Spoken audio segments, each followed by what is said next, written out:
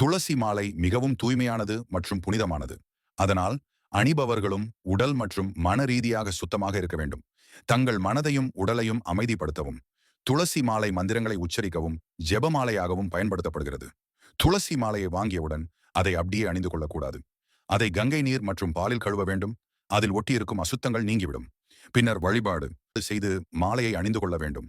துளசி மாயை அணிந்தவர்கள் அசைவ உணவு, பூண்டு மற்றும் வெங்காயம் சாப்பிடுவதை தவிர்க்கவும்.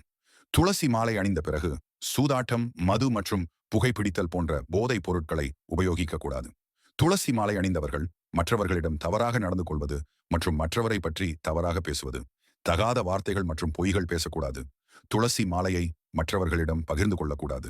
மாதவிடாய் காலத்தில் துளசி மலையை அணிவது அல்லது தொடுவது கூடாது. இறந்தவர் வீடு, பூப்படைதல் சடங்குகளுக்கு போகக்கூடாது.